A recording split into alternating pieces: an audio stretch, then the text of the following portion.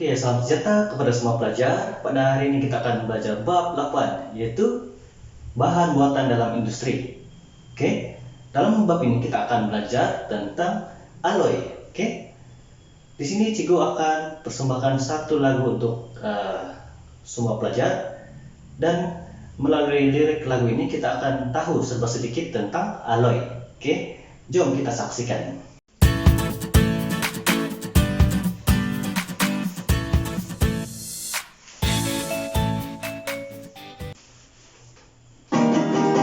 Alloy, campuran dua atau lebih unsur dalam komposisi tertentu dengan komponen utamanya logam. Terdapat berbagai alloy, teluri karbon nirkara, gangsa loyang magnesium, duralamin piuter, materi kupraniker, mempunyai kegunaannya sendiri.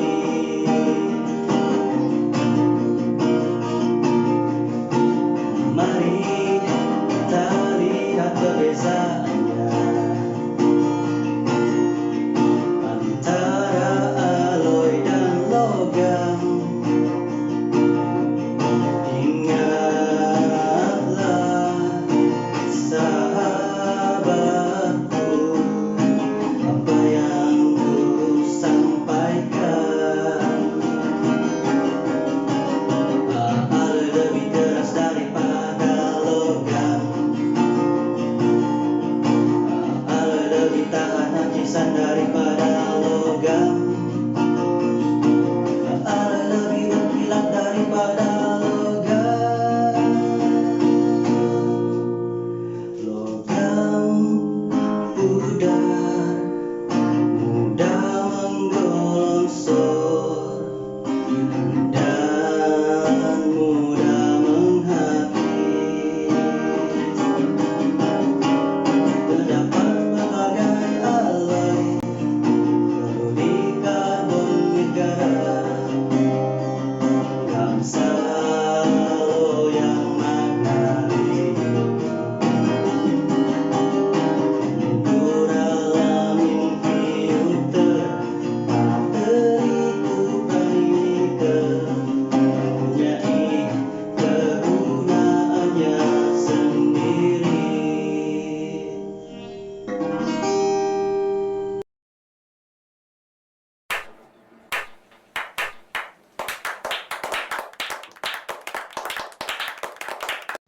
Oke, sekarang kita lihat gambar E dengan gambar B, yaitu gunting. Kenapa seorang tukang gunting rambut memilih gunting E berbanding gunting B? Oke, kita lihat eksperimen ini. Oke, kita lihat eksperimen yang pertama, yaitu membandingkan kekerasan alloy dengan logam tulen. Eksperimen yang berikut dijalankan untuk mengkaji kekerasan alloy dan logam tulen. Susun radar seperti yang ditunjukkan di sini. Kita mulakan dengan mengkaji kekerasan bongkah kuprum dahulu, iaitu suatu logam tulen. Lekatkan alas berbola pada bongkah kuprum dengan menggunakan pita selofan. Gantungkan pemberat pada ketinggian 50 cm dari permukaan meja. Letakkan bongkah kuprum tadi di atas meja, betul-betul di bawah pemberat. Jatuhkan pemberat supaya mengenai alas berbola yang dilekatkan. Ukur diameter lekuk yang terbentuk pada bongkah kuprum itu. Diameter lekuk yang terbentuk ialah 4,6 mm. Eksperimen diulang dengan menggantikan bongkah kuprum dengan bongkah loyang iaitu suatu aloi. Gantungkan pemberat yang sama pada ketinggian yang sama. Letakkan bongkah loyang yang telah dilekatkan dengan alas berbola di atas meja, betul-betul di bawah pemberat. Jatuhkan pemberat supaya mengenai alas berbola yang dilekatkan pada bongkah loyang itu. Ukur diameter lekuk yang terbentuk. Diameter lekuk yang terbentuk pada bongkah loyang ialah 3.9 mm, iaitu lebih kecil daripada lekuk pada bongkah kuprum. Eksperimen ini menunjukkan bahawa aloi lebih keras berbanding dengan logam tulen. Berdasarkan eksperimen tersebut, aloi lebih kuat daripada logam tulen. Okey, sekarang pelajar-pelajar harus tahu dan menerangkan mengapa aloi lebih kuat daripada logam tulen. Oke, seterusnya kita lihat eksperimen seterusnya, yaitu membandingkan kadar hakisan bagi paku besi dan paku keluli. Hari ini kita akan menjalankan eksperimen untuk mengkaji ketahanan logam dan juga aloi terhadap pengaratan atau kakisan. Bahan-bahan yang kita perlukan ialah paku besi, paku keluli yang sama saiz, 2 bikar dan larutan natrium klorida. Okey. Kita kena pastikan dahulu apakah pemboleh ubah yang terlibat. Okey. Pemboleh ubah yang dimanipulasikan dalam kajian kita ini ialah paku besi dan paku keluli. Okey. Jadi pemboleh ubah dimanipulasi ialah jenis paku. Jadi kalau kita lihat sini, paku itu sama saiz, sama panjang. Okey, diameternya pun lebih kurang sama. Okey. Dan kita akan menggunakan larutan natrium klorida yang sama kepekatannya. Jadi pemboleh ubah dimalakan ialah kepekatan natrium klorida. Langkah pertama ialah kita masukkan natrium klorida ke dalam 2 bikar. Saya masukkan sebanyak 50 ml dalam 2 bikar tersebut. Bikar A dan bikar B. Kemudian saya masukkan paku besi ke dalam bikar A, paku keluli dalam bikar B. Okey. Jadi saya akan tunggu.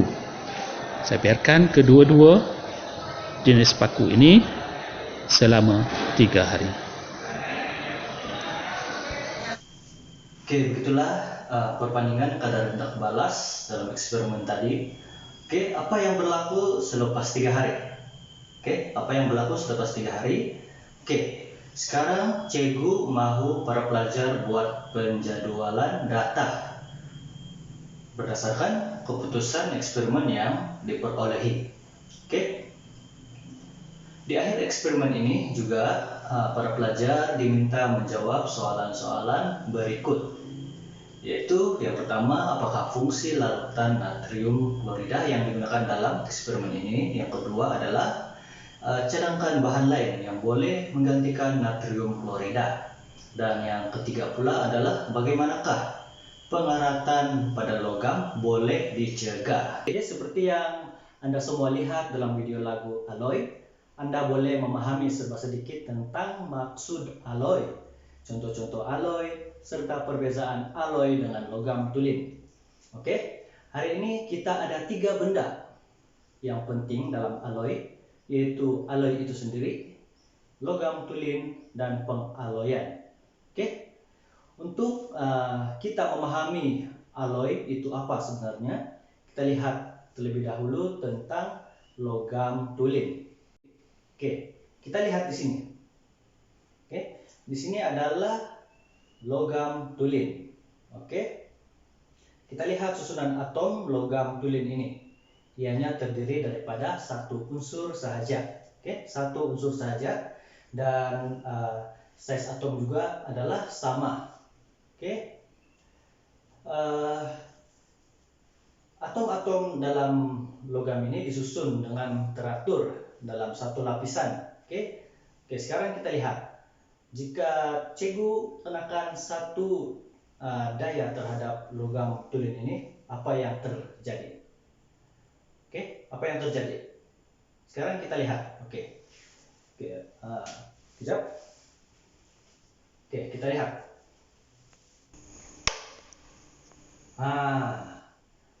Anda semua boleh nampak apa yang berlaku di sini? Oke. Apa yang terjadi pada lapisan atom-atom tersebut? Oke. Seperti yang Anda lihat di sini, lapisan atom logam menggelonsor. Oke, ingat tuh. Lapisan atom menggelonsor apabila dikenakan daya. Oke, susunan atom juga mempunyai ruang kosong di dalam susunan atom tersebut. Oke, kita lihat di sini. Oke, terdapat ruang kosong kan? Oke. Sekarang cikgu mau kamu semua perhatikan betul-betul. Oke, apa yang terjadi apabila cikgu kenakan daya terhadap logam ini. Oke.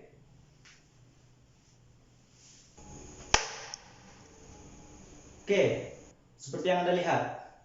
Apa yang berlaku terhadap atom logam tersebut? Oke.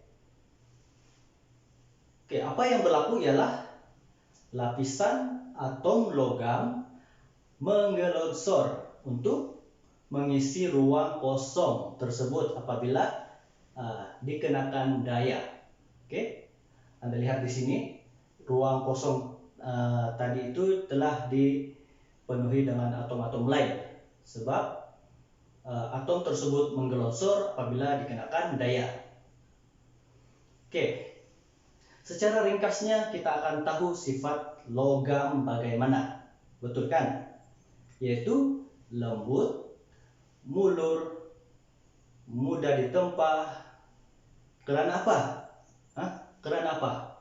Karena lapisan atom mudah menggelonsor. Oke. Selain itu, logam tulin juga mempunyai rintangan terhadap kakisan yang rendah, yaitu mudah menghakis. Oke, sekarang kita sudah belajar tentang logam tulin. Oke. Seterusnya kita lihat kepada alloy. Sekarang kita akan belajar tentang alloy. Oke.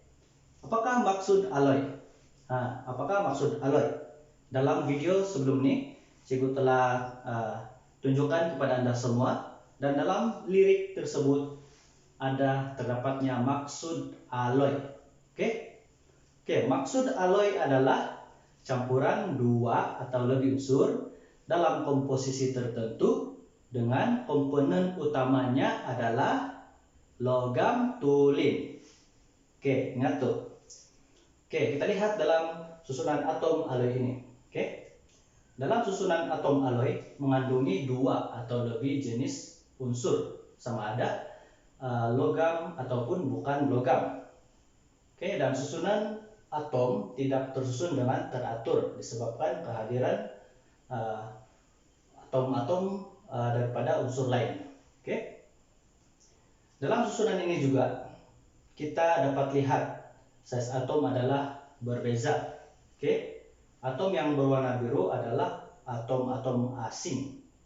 Oke. Dan yang berwarna kelabu gula itu adalah atom-atom logam tulin. Oke. Sekarang kita lihat apa yang berlaku terhadap susunan atom alloy ini jika cikgu kenakan daya terhadap atom tersebut. Oke, mari kita lihat.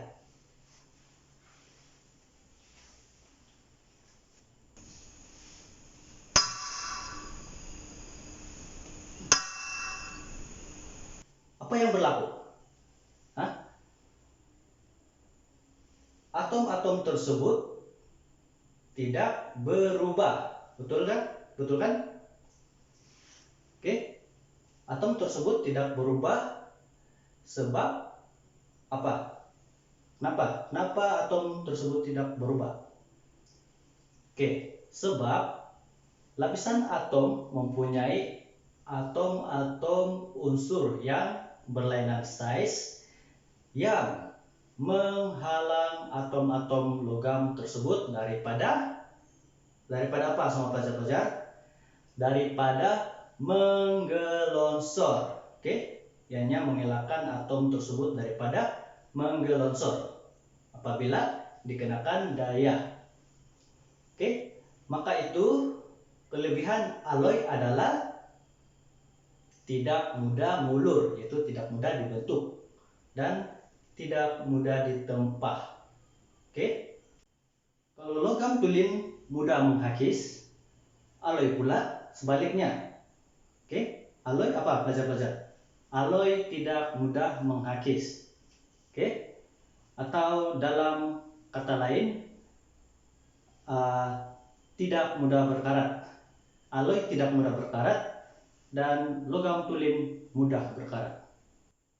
Nah, sekarang kita sudah belajar tentang alloy. Seterusnya kita masuk dalam tujuan pengaloyan. Kita sudah tahu tentang alloy.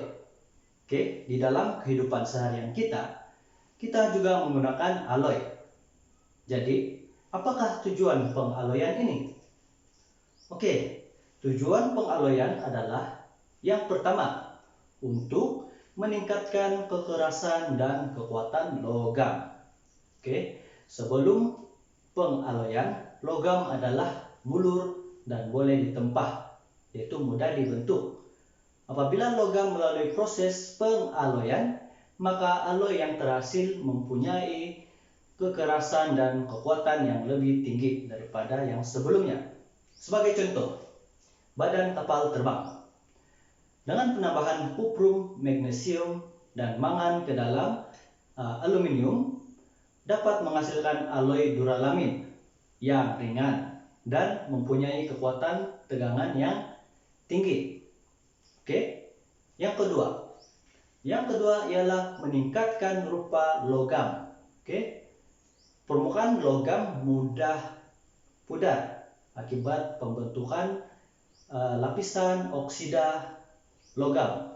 Tetapi alloy mempunyai permukaan yang licin, berkilau dan bersinar. Contohnya, barang perhiasan. Oke, dalam barang perhiasan, penambahan zinc ke dalam kuprum menghasilkan alloy loyang yang mempunyai permukaan bersinar dan berwarna keemasan. Oke, yang ketiga ialah mencegah kakisan logam. Oke, atom-atom logam mudah teroksida, yaitu mudah berkarat. Oke, itu logam. Dan kekuatan logam juga menurun. Oke, yaitu mudah patah, bengkok sekiranya ianya sudah berkarat. Oke, tetapi alloy bagaimana? Alloy adalah sebaliknya. Oke, contohnya sudut ataupun peralatan pembedahan.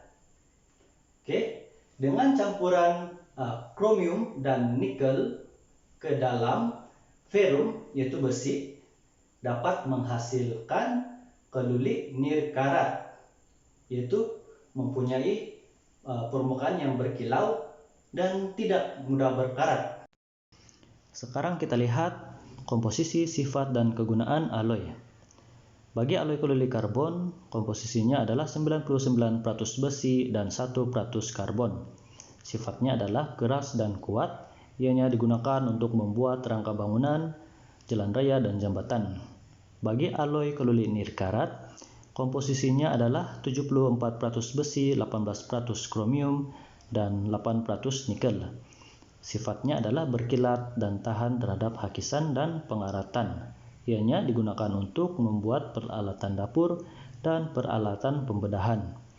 Bagi alloy gangsa, 90% kuprum, 10% tanum. Sifatnya adalah keras dan berkilat. Ianya digunakan untuk membuat tugu atau piala gangsa. Bagi loyang, mempunyai 70% kuprum, 30% zinc. Sama seperti gangsa, demi sifat adalah keras dan berkilat. Ianya digunakan untuk membuat barang perhiasan. Oke, bagi duralamin, komposisinya adalah 95% aluminium, 4% kuprum, 1% magnesium. Sama seperti magnesium yang mempunyai sifat ringan, kuat, dan keras. Oke, ianya digunakan untuk membuat badan kapal terbang. Bagi pewter, mempunyai komposisi 97% tanum, 3% plumbum dan antimoni, dan sifatnya adalah keras dan berkilat.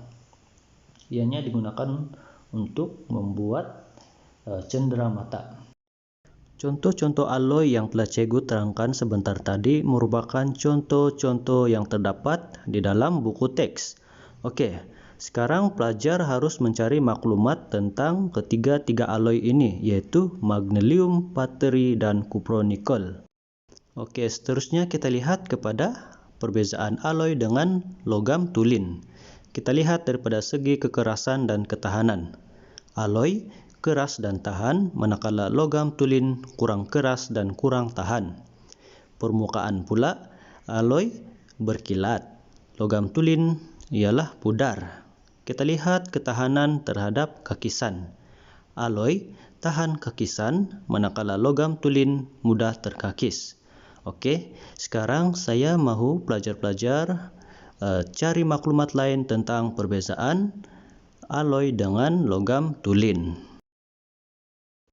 Oke, sebagai rumusan kepada pembelajaran kita pada hari ini, semua pelajar-pelajar perlu tahu tentang alloy, logam, dan tujuan pengaloyan.